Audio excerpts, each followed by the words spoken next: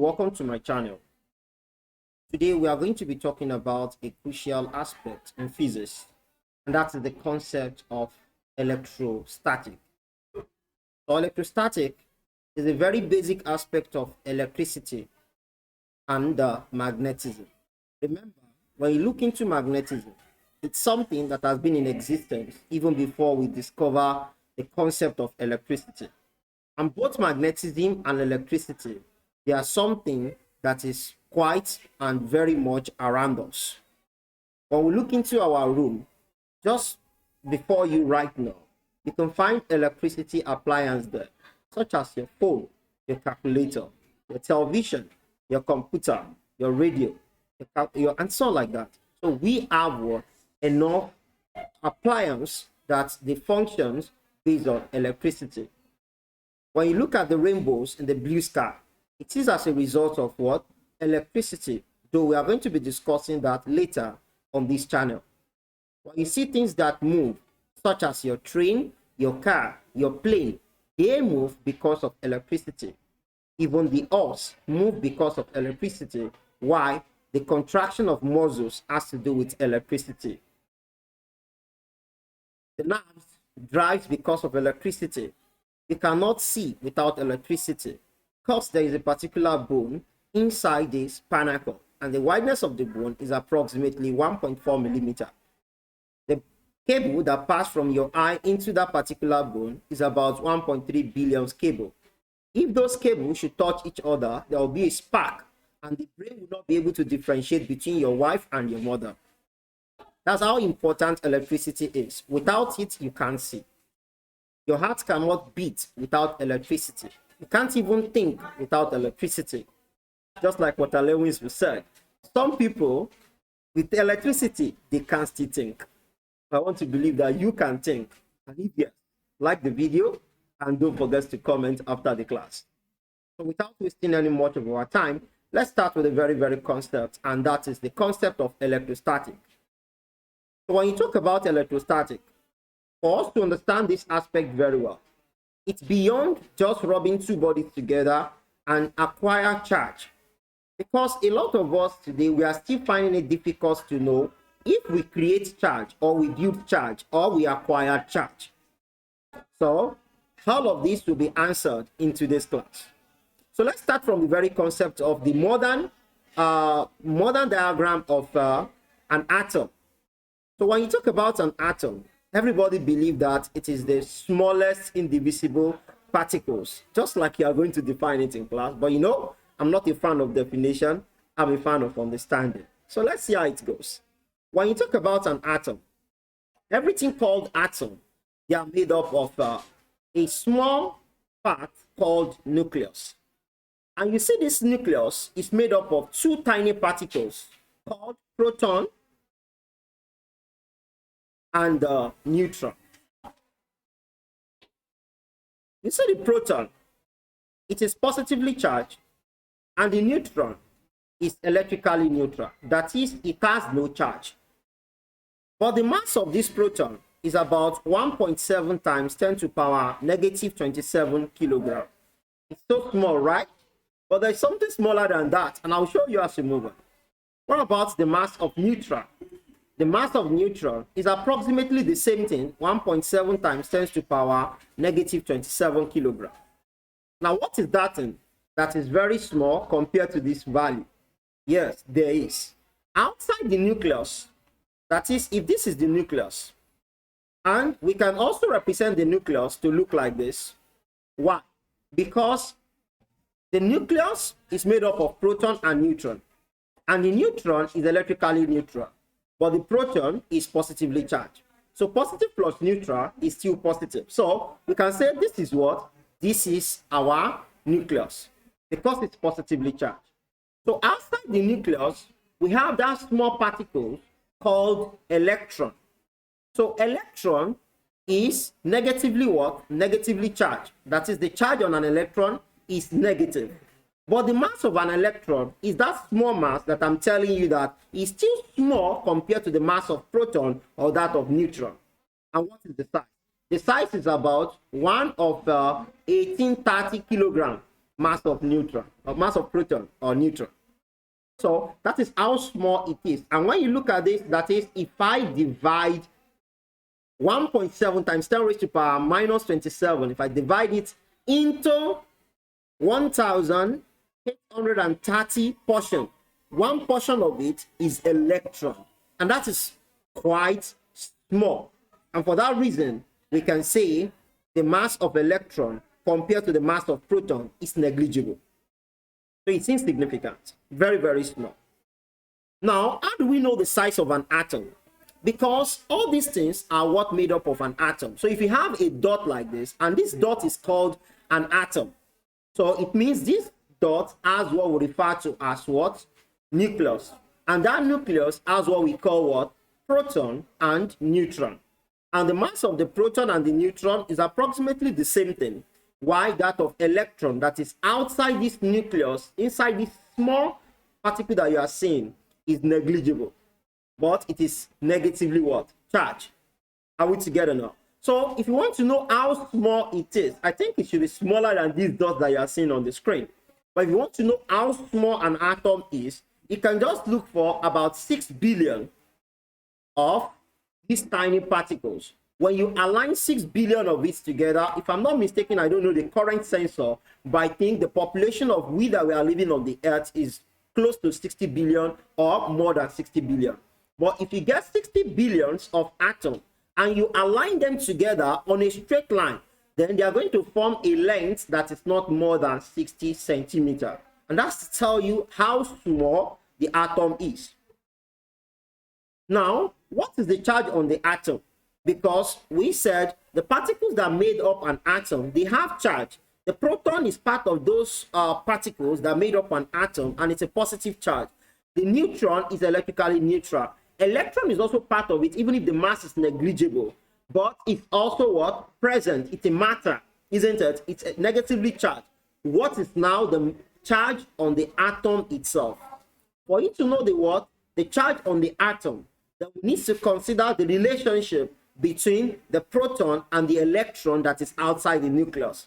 Remember, we are able to come to the conclusion that the nucleus of any atom is positively charged because we compare the proton and the neutron. And when we see that the charge of the proton is above that of the neutron because the neutron is electrically neutral, then we conclude that the nucleus is positively charged.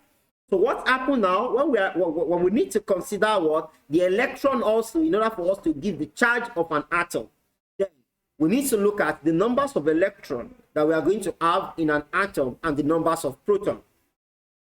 So for every atom that is electrically neutral, we have equal number of atoms, and so we have equal number of electrons as equal number of protons. That is, proton and electron, they are equal. And if proton and electron are equal, they will neutralize each other. Is that taken out? It's just like you are owing debt, you are paying the debt. You know, you borrowed 5,000 naira and you have 5,000 naira with you, then you clear the debt, you will always remain with what? Zero. Because the amount you are earning is equivalent to what you are owing. So you are still broke. So let's say an atom is broke, because it has equal number of proton as that of what? Electron. So it is electrically neutral. Are we together? So I said it earlier. I said if an atom is electrically neutral, does that mean that some atoms are electrically charged? Absolutely yes. Some atoms are electrically charged. And how do they charge themselves? They charge themselves by acquiring charge from the other. Now, let's take a look at this diagram here. If I have this body here, and then this body has 5 positive charge. If it is electrically neutral, it's going to also have 5 negative charge. So since the numbers of what? Negative charge that we have here is equivalent to the numbers of positive charge. So this body is electrically neutral. Now, if I have this body also having the same number of proton, that is positive charge, also 5, and the same number of electron, negative charge, also 5. So this one is having 5 positive, 5 negative. It's electrically neutral also. This one is also having 5 positive, 5 negative. It's also electrically what? Neutral. Now, before I explain what will happen here, let me first of all go back to the postulates of Benjamin Franklin, when we have not determined anything called positive charge or negative charge. Benjamin Franklin was the first person to look at the concept of charge on a body. But then he categorized a body according to the numbers of fire that they acquire. He said, when you see a body that has more fire compared to the other, that one that has more fire is said to be positive, while the one that has what? Less amount of fire is said to be negative. Let's come back home to say something that we both understand. It says, when you have a body that is hot, that body is said to be positive. When you have a body that is cold, the body is said to be what? Negative. That is what it said. Now, let's look into that with this. Remember when we start the video, we said what? Do we create charge? Do we build charge? Or we acquire charge? And right here, we should be able to answer the question. When you rub these two bodies together, when you rub the two neutral bodies together, what happens is that if you are rubbing this one, let me call this one A and this one B. If you are using A to rub B, that is, you are using A to rub what? B. It's just like you pick a comb and you are using the comb to rub your hair, or you pick your pen and you are using the pen to rub your hair. It is not your hair that you are using to rub the pen, but the pen you are using it to rub your hair. So what happens is that the pen will get hot. Why will the pen get hot? Because the whole of the what? Negative charge that you have inside what? Inside the air. I get to this now. I want you to get this clearly now. So you have your air and you have what? Your pen. Then you are using your pen to rub what? Your air. Just like you are using A to rub B. So when you are using A to rub B, what happens is that the negative charge that you have in A, they are going to move to the B. Just like the negative charge that you have on your pen will move down to your air. For that reason, your pen, that is A, is going to have less number of electrons. Let's say what we have left here is just what? The positive charge only.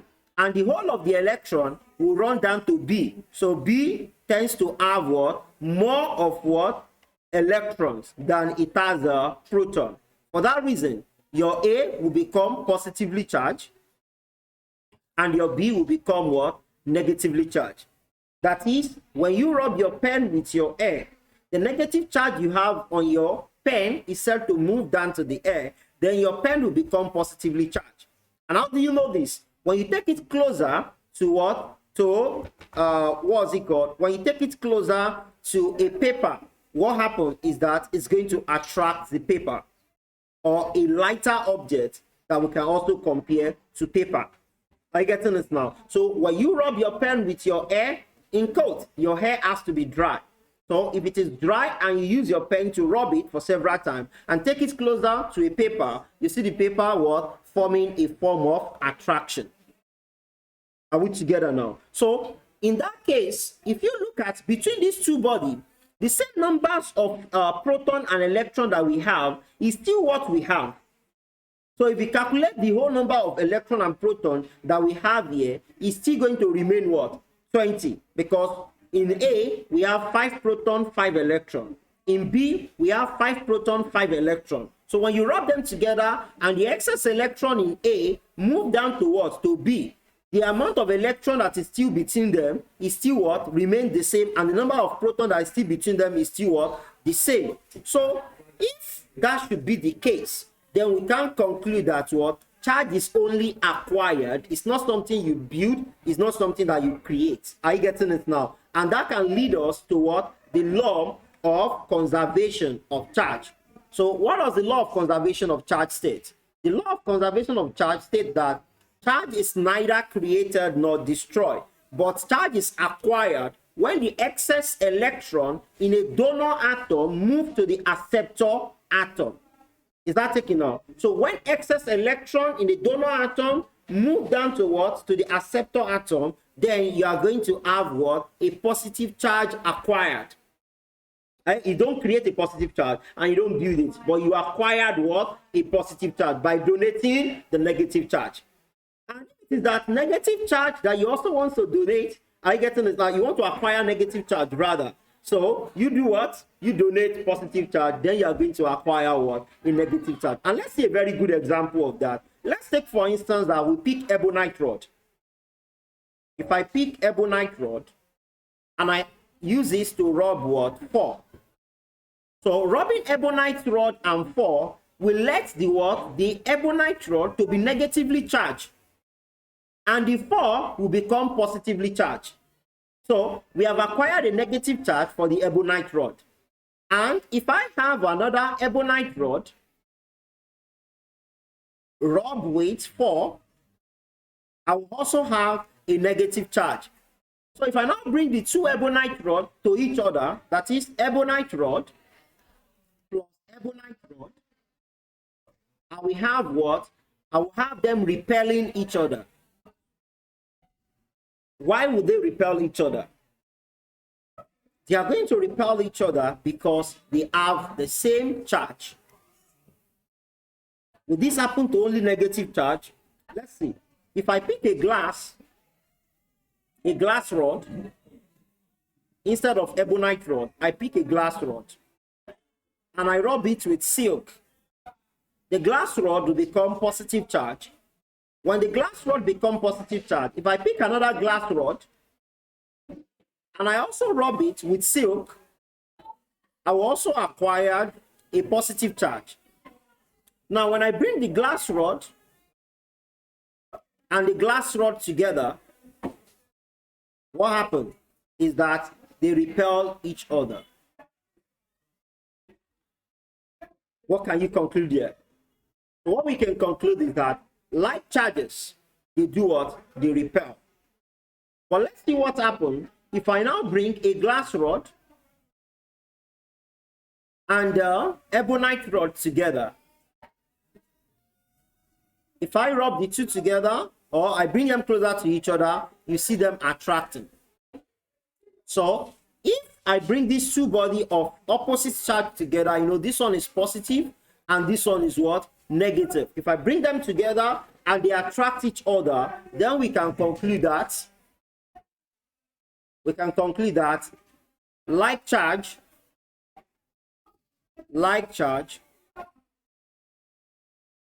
repel each other,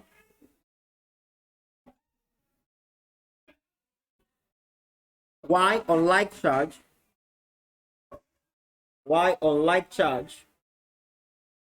attracts each other. Is that taken note? So like charge does what? Repel, and unlike charge does attract. Is that taken note? All right. So if that is the case, let's look at something before we go on. If you rub two bodies together, let's say this is body A and you rub it with body B, just like you rub ebonite rod and 4, and you rub glass rod and silk.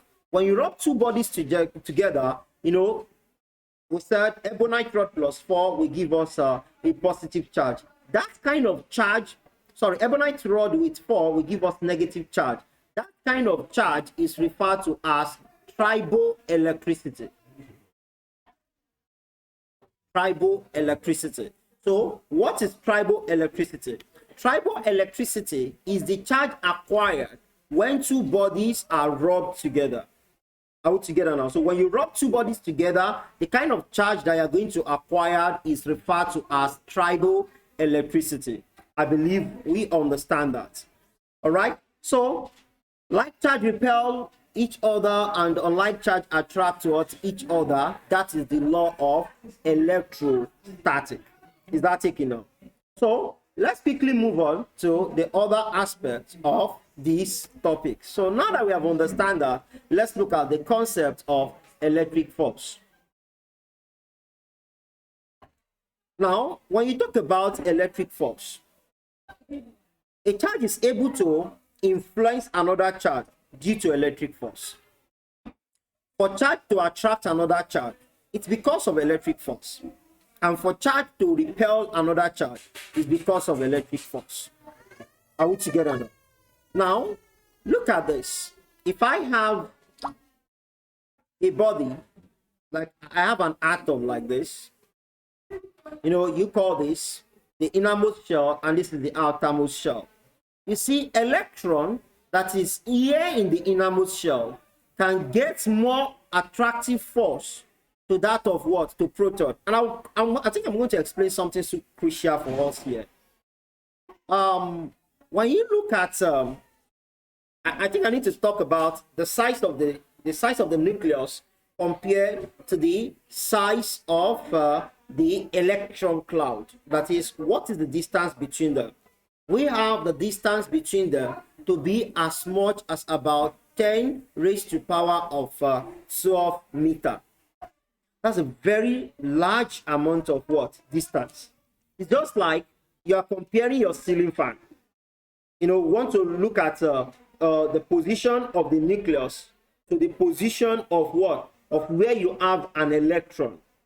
So when you are comparing the position, it's just like you are looking into your what? Your fan at home. So when you look at your fan at home, and then you look at the very, I'm talking about standing fan now. You know, a standing fan is going to have a circumference outside, and there's a particular small pipe that rotates, that enable the blades to also rotate. You can relate to that. So if you look at the distance between the circumference of the fan and where you have that particular tiny ion that rotates, you see that they are very far apart. Are you getting this now? So as far as they are, so it is the distance of the nucleus from where we have what? Electron. So because when you look at the size of the nucleus, we have this to be about 10 raised to power minus 12, just like I said earlier.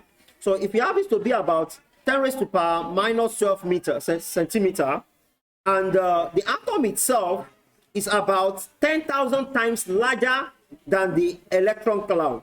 So if the atom itself is 10,000 times larger than the what? The electron cloud, that means that the size of let me say the distance that is in between what? The electron cloud and the nucleus is about 10 raised to power minus 8. Are you getting it now? So the distance between them is this much. Do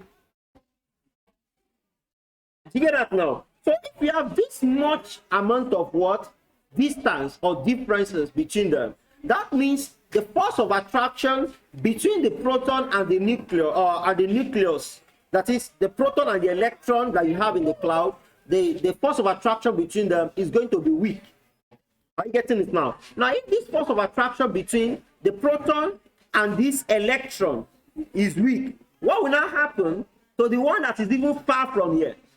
So that means it will be very, very weak. So if that should be the case now, that's to tell you that the electrical force is what is more effective. That is, the force is high when the charges are close.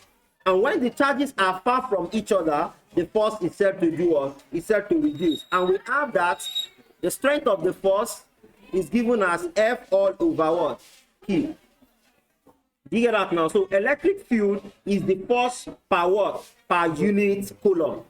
The force per unit coulomb is what we refer to electric field. So if I have a positive charge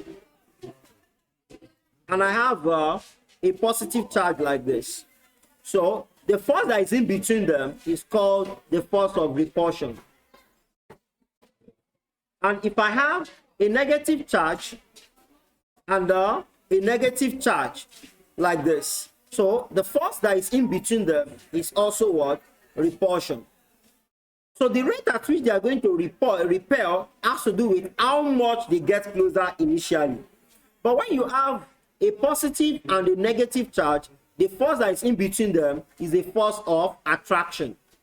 So you're going to need this very well when you are dealing with Coulomb's law.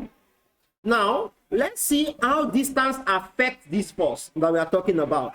Let's recall from Coulomb's law that the force F is given as GQ1 Q2 over R squared. Sorry, I said G. I thought I'm dealing with gravitational field. So from Coulomb's law, we have that K is equal to Q1 Q2 all over what? R squared, where R is the distance between the two charges. So recall that K is equal to 1 all over 4 pi R, where this recall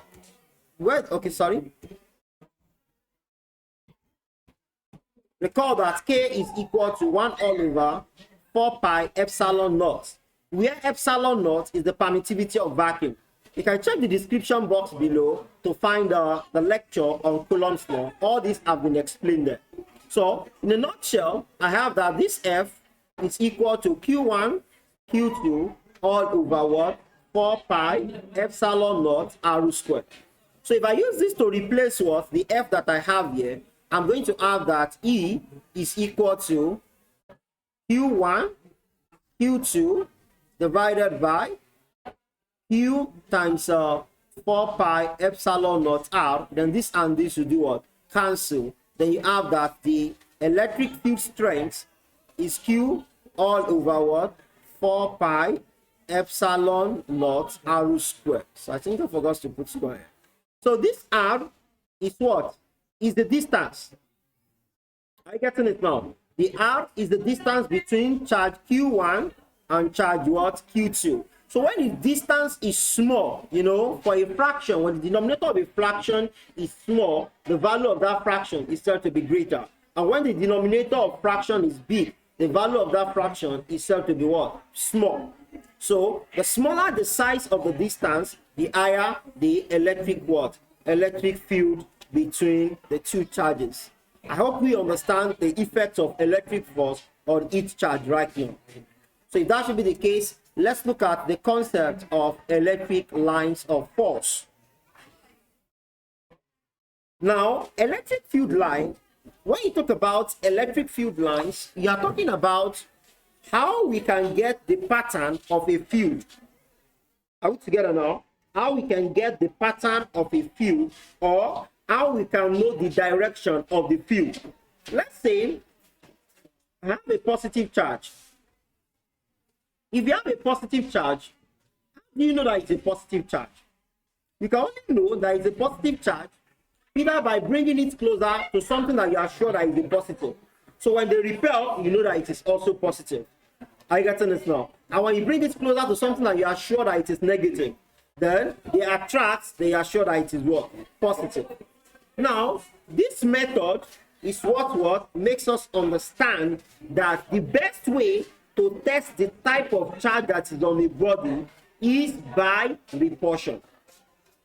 So you might be asked, especially for JAMB, which of the following method is best to test what? The charge that is on a body? It is repulsion. Because when you charge a body and you take it closer to a neutral body, are you getting where I'm coming from now? Especially by induction. So what will happen is that you are going to see attraction. I'm going to explain that as we move on. So let's look at this now. If I have a positive charge, the electric line of force of a positive charge is always away from the charge. So you have it like this.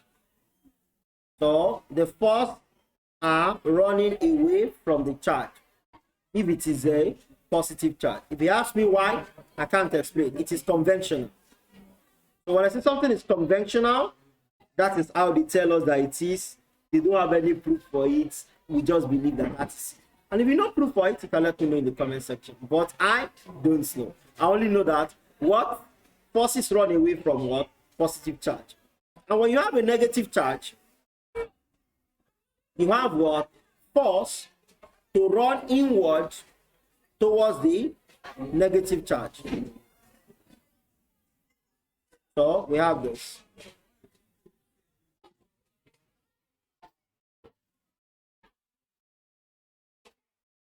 Have we seen this now?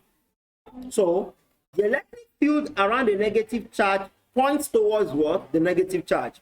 While the electric field around the positive charge points outward. So as jumpers, you need to be very careful here.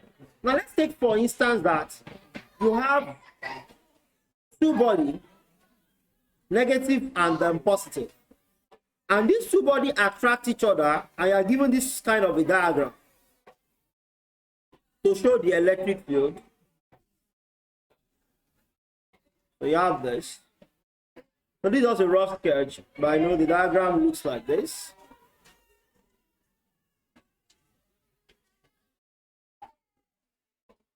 So how do you know the diagram that is correct? Because you are going to be given different diagram of this sort. But how do you know the one that is correct? You have to know that charges always run towards the negative charge. They always run away from the positive. So you have this. And they run towards the negative. You have this. You get this now. So this is what electric field pattern for a force of attraction. Is that taken now? So that is how we know the direction of the field. So note, the electric force depends on the distance. It also depends on what? On the it's a non-contact force. That's when you talk about electric field force. I forgot to mention that earlier. It's a non-contact force, and it depends on distance. I think I made mention of that. And it can influence both charge body and uncharged body. For you to know that it influences a charged body, when you bring two like charge together, they repel. When you bring two unlike charge together, they attract that same force. And how do you know that it affects what? Uncharged body. When you bring a charged body closer to uncharged body, they do what? They attract it. And that's to tell you that electric force affects both charged and the uncharged body. Now, the next thing that we need to look into now is that before I move on to the concept of how we charge a body, I would like to buttress more on the previous explanation that when you have when you want to test the kind of charge that is on the body, it's best to use what? Repulsion instead of what? Attraction. So I'm coming back to that now so that you can see. Let's say you have a negative charge, and the charge that you have on ground is positive. When you bring these two bodies together, what happens is that they will attract each other. If you have a neutral body and you bring what? A positive charge near that neutral body, what happens is that they will attract each other.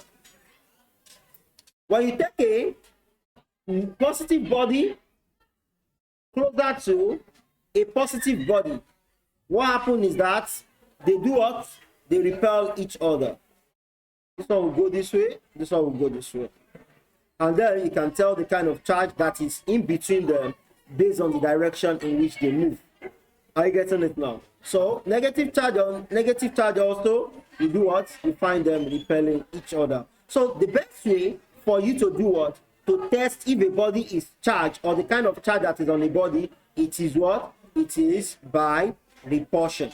Because either the body is charged or the body is not charged, it will always be what? Attracted if you bring what? A positive charge closer to it. And if the body is charged negatively, it will also attract it. So you find it difficult to tell if the body is charged or not if you are using attraction. But if you are using repulsion, you can easily test if what? If the body is charged and the kind of charge that is on the body. If you are using the positive charge to test the kind of charge that you have and it attracts it, you cannot tell that it is a negative because it might be neutral.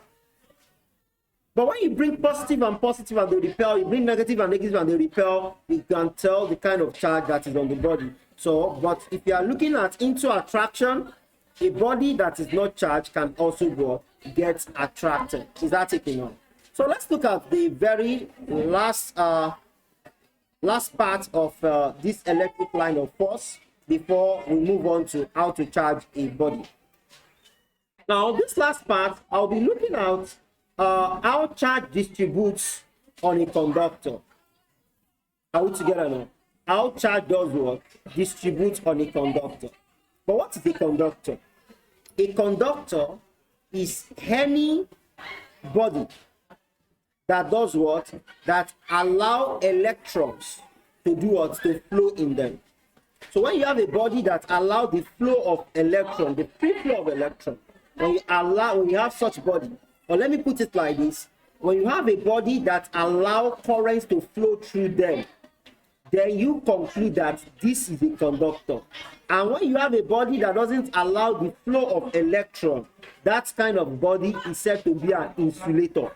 Are you getting this now? The resistance of an insulator is constant, while the resistance of a conductor varies. So if it varies directly as temperature, then you can conclude that that kind of conductor is an ohmic conductor. What we are going to be discussing later in this channel when we are looking at Ohm's law, arrangement of resistance and capacitors and the like.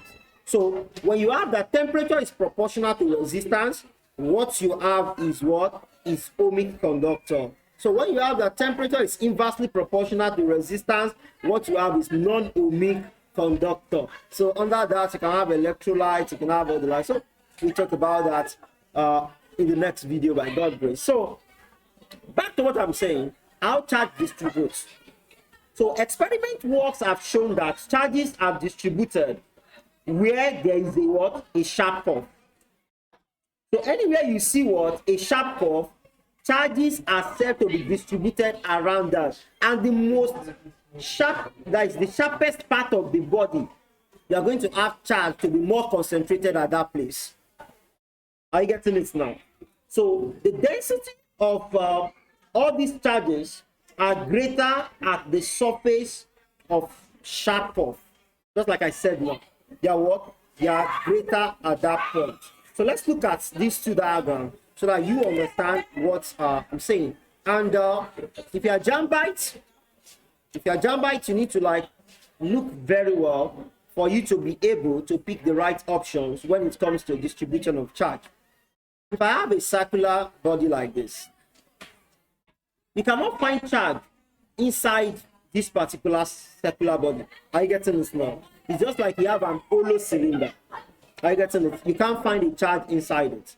So let's say for this, you are going to have the charge evenly distributed around these what? Sharp edges.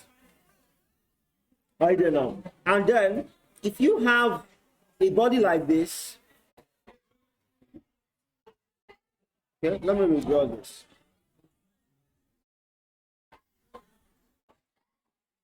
So if you look at this now, you have charge to move around this body, not inside it. You have charge to move around it like this.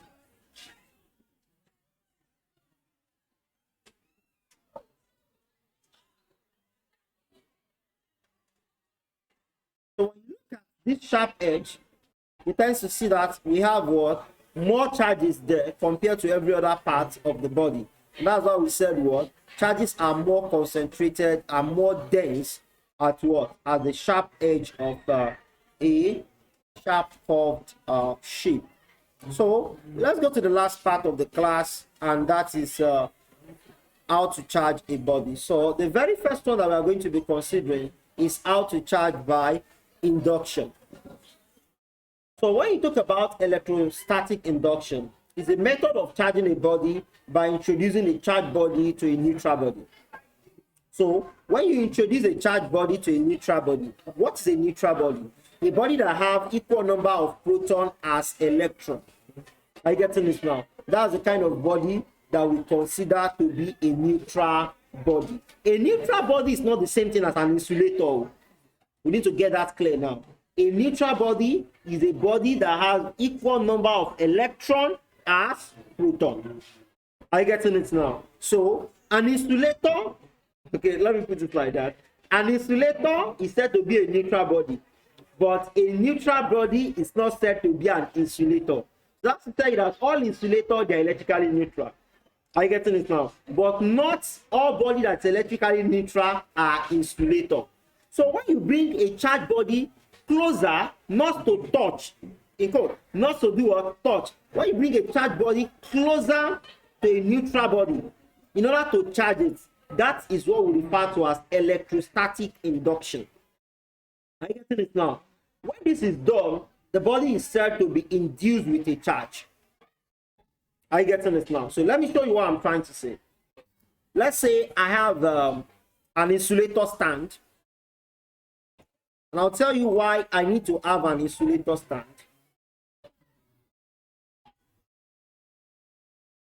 So, and I place a neutral body on this insulator. So this neutral body, it has equal number of proton and electrons. So this body is what? Electrically neutral. Electrically neutral.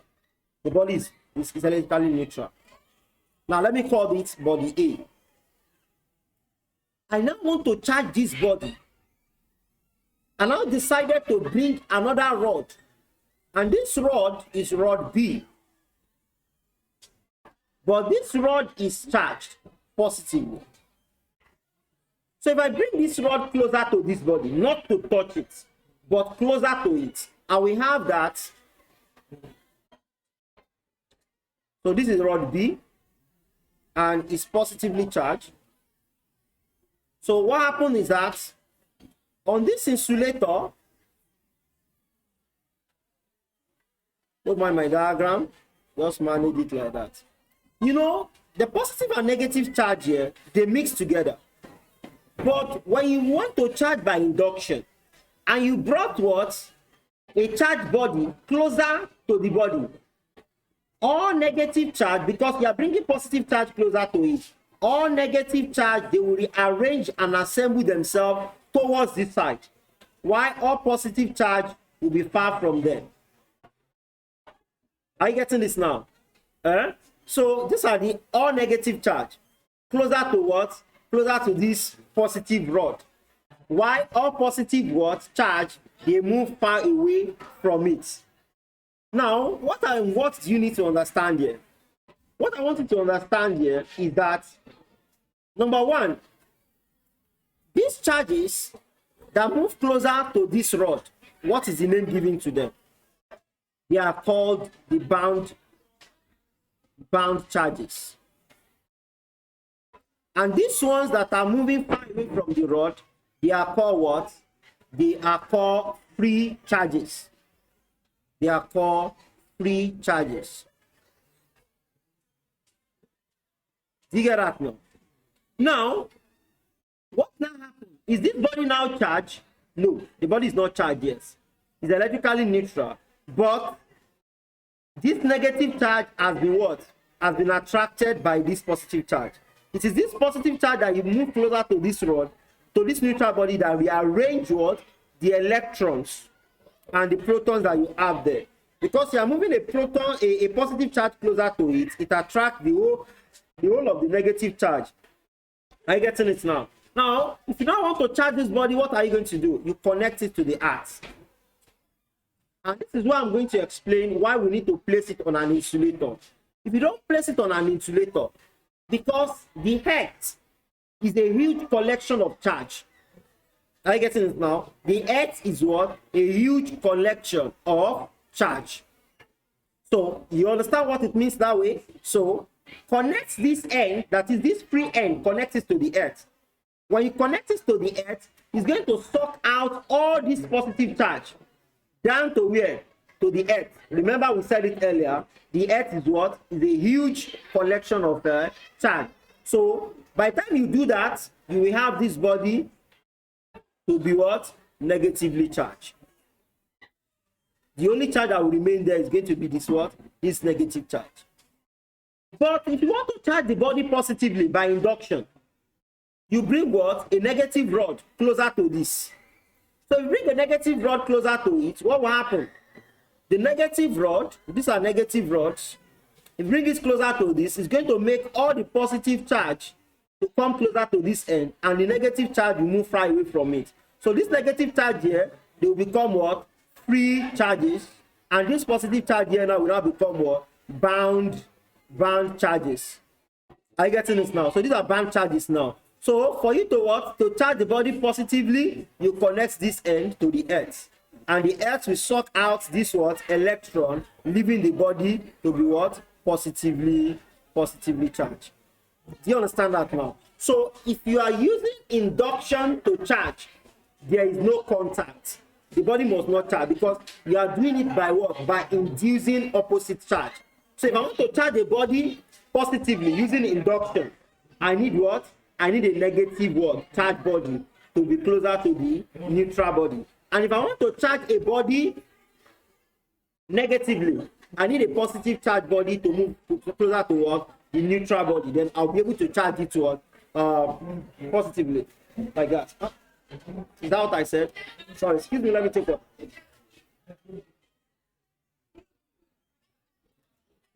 All right, thank you. Now, let me quickly break it down. If I want to charge a body negatively using induction, I need what? I need a positively charged body. And if I will charge a body positively using induction, I need what? A negatively charged body. Last thing to note that induction happens by what? Rearrangement of charges.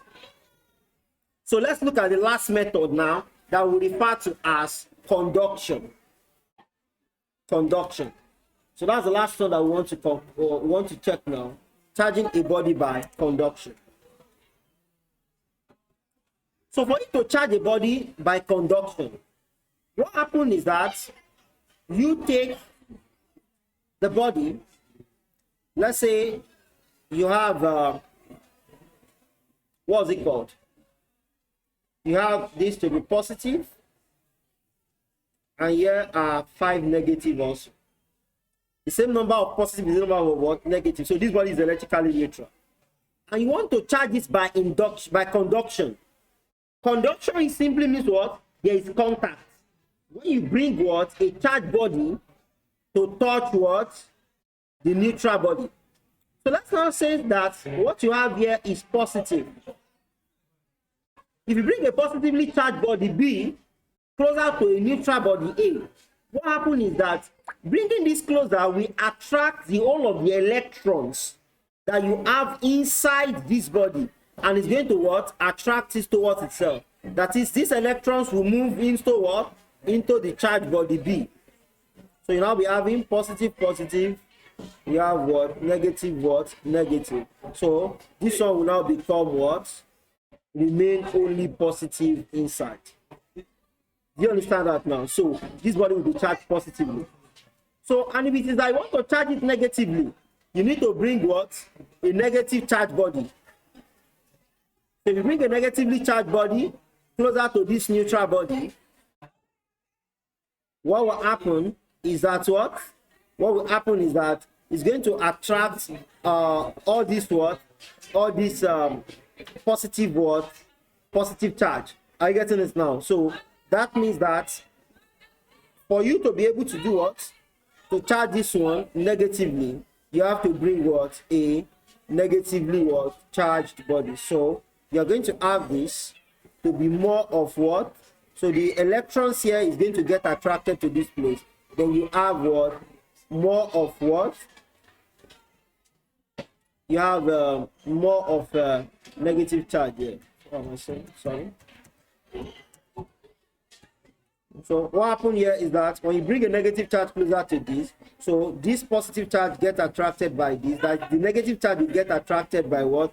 By the positive charge. Then you are going to be what? Left with a negative charges. Is that taken out? So when you are charging by conductor, when you are charging by conductor, what happens is that you are going to have excess of electrons. So having more electrons greater than that of what?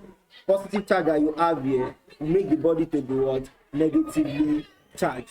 So by conduction, if you are charging by conduction, if you want to charge a body positively, you are going to use what? A positive charged body. If you are going to charge a body negatively, you are going to use what? A negatively charged body, if you are dealing with conduction. So this is a very good place for us to stop. So in the next class, we shall be looking at gold leaf electroscope and lightning conductor.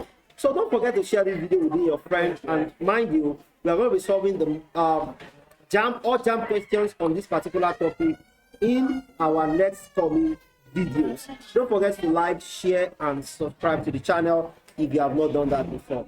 See you in the next one.